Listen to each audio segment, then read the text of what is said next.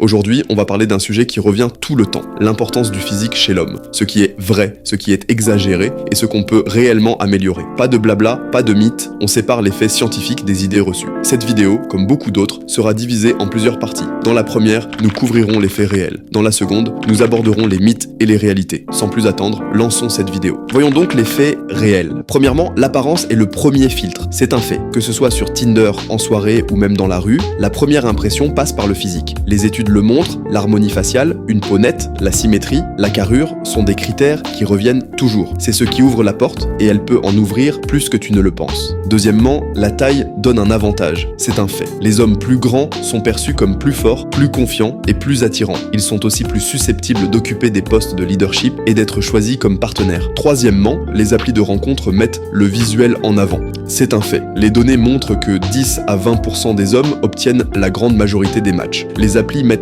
l'accent sur le physique plus que sur tout autre facteur, ce qui concentre le choix féminin vers les plus attirants. Est-ce que ça veut dire que c'est injuste? Sûrement, mais surtout, ça prouve l'importance de travailler ton image si tu veux sortir du lot. Quatrièmement, la valeur sur le marché sexuel est inégale. C'est un fait. La valeur masculine est liée à l'apparence, au statut et aux ressources. Parmi ces trois facteurs, l'apparence est la plus importante au départ. Tu peux être riche ou reconnu, mais si visuellement tu ne dégages rien, tu pars avec un handicap. L'inverse est vrai, une bonne apparence peut t'ouvrir des portes, même sans statut élevé ou argent. C'est pour ça que travailler ton esthétique, c'est la base. Le reste vient après, mais le visuel est non négociable, surtout quand tu peux le maxer. Cinquièmement, la génétique façonne le terrain de jeu, c'est un fait, mais tu as des cartes à jouer. Ta structure osseuse, ta taille, ton type de peau sont donnés par la génétique. Mais ce que tu fais avec ça, c'est entre tes mains. C'est exactement ça, le glow-up, optimiser ce que tu peux contrôler. Et tu peux contrôler ta masse musculaire, ta posture, tes hormones, ta structure faciale et osseuse. Voyons maintenant les mythes et les exagérations. Premièrement, sans être grand, tu es foutu. Mythe, en réalité, la taille est un facteur, mais l'attractivité faciale est plus importante. De nombreuses célébrités sont en dessous de cette taille. Robert Downey Jr., Tom Holland ou bien Zayn Malik montrent qu'un bon visage peut compenser. Bien sûr, d'autres facteurs jouent un rôle, mais la taille ne fait pas tout. Deuxièmement, l'argent et le statut remplacent le physique. Être riche ou avoir du statut ne remplace pas ton apparence, mais ça peut la valoriser. Un homme frais et en forme, qui a aussi de la réussite, sera vu comme bien plus attractif. L'argent ne compense pas tout, c'est un amplificateur, comme on a vu précédemment. Ensuite, le glow-up est inutile. Mythe, beaucoup disent. Si je n'ai pas une génétique parfaite, ça ne sert à rien. C'est faux, chaque détail compte. Sport, soins de peau, barbe, structure faciale, posture, ce sont des améliorations qui s'additionnent. Tu peux passer de 4 à 7, 8 ou 9. Le problème est que beaucoup veulent le faire en un mois. Mais si tu reviens de loin, c'est normal que tu prennes plus de temps et c'est ok. Crois-moi, accroche-toi et la réussite ne sera que plus belle. Et pour finir, travailler son physique, c'est superficiel. Mythe, optimiser son apparence, ce n'est pas de la superficialité, c'est de l'investissement sur toi-même. Comme mettre à jour son CV ou soigner sa présentation pour un entretien, tu présentes la meilleure version de toi-même. Et ça a un impact direct sur tes relations, ton boulot, ta confiance. Puis sérieusement, pourquoi s'empêcher d'atteindre son potentiel maximum dans une société qui valorise l'apparence plus que tout? C'est la fin de cette vidéo. Alors si ces conseils pour glow up te plaisent, abonne-toi et active les notifications pour ne rater aucune de mes prochaines vidéos. Et rejoins la Mog Society en description pour glow up dès maintenant.